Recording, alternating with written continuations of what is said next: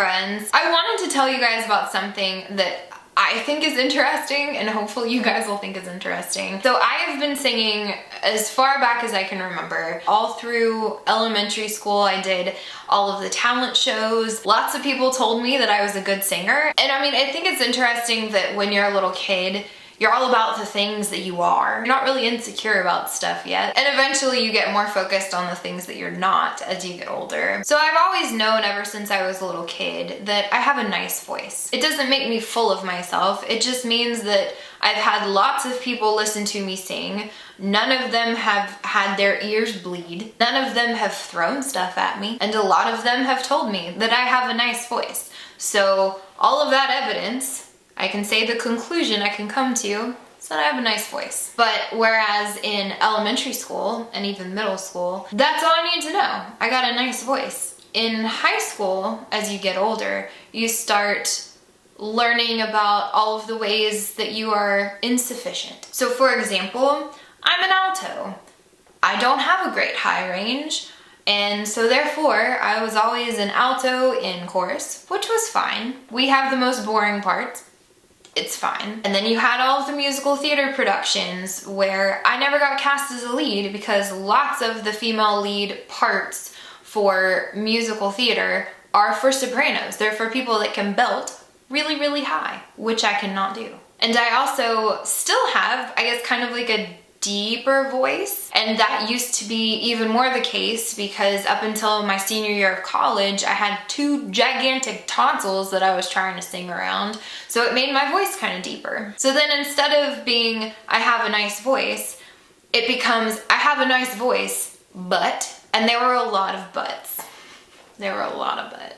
So after a series of opportunities that I did not get, lead roles in musicals, or I auditioned for several like musical groups, like a cappella groups in college, and I did not get a place in those. That also goes hand in hand with the fact that I said this all throughout high school and college of myself, that I was good at a lot of things, but I wasn't great at anything. I was a good piano player, I was a good actress, I was a good student, I had a good voice, but like none of those things was I very above average in. And even when I got into songwriting in high school, I can objectively look back now and say that a lot of those songs were not very good. So when I got back into songwriting after starting my YouTube channel, I really never considered myself an artist.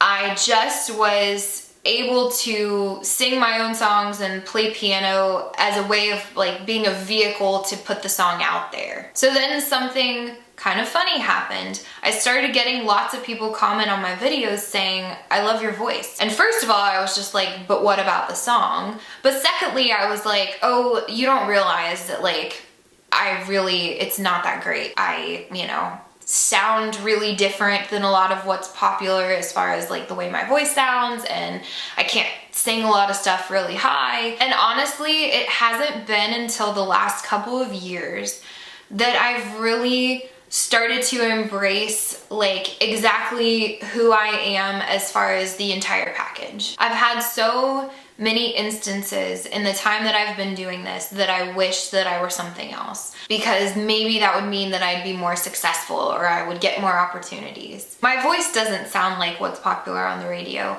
The production of my songs a lot of times is not in line with what's popular on the radio, or what's winning awards, or what's getting the, placements in like TV shows and movies. And it can be really hard to struggle with the recurring thought of, if only I were more like this, I would be doing better. Again, it is so much easier to focus on the things that you're not than really embrace and be proud of the things that you are. And that's something that I've struggled with for a long time and still struggle with. I've found a group of people, you guys, that seem to like exactly what I do. And more importantly, can totally call me out in a very loving way when I'm trying to be something that I'm not. And I think it's finding a nice balance of being able to be self-aware. I'm never going to audition for a show like The Voice or The X Factor or American Idol because I'm not a vocalist on that level. The people that sing on those shows, their range is fantastic.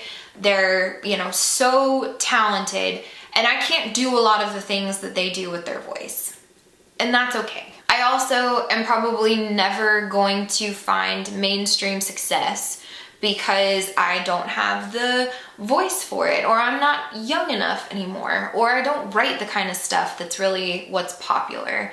And that's okay. But it's about making the active decision and having to remake that decision periodically, that you're just going to be okay with what you are. My point of this and my purpose in this is two things. If any of you guys look at somebody, whether it's me or whoever, and say they're good at what they do, or I think that they're talented, so clearly they must not ever like question themselves, that is not true. Second guessing yourself is just part of the human experience.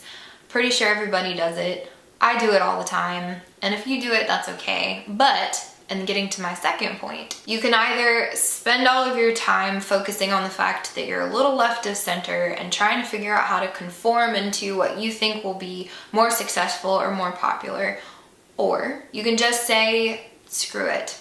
I am what I am, and hopefully people will like it, but if they don't, I'm cool with it. I love you guys, and I will see you next time.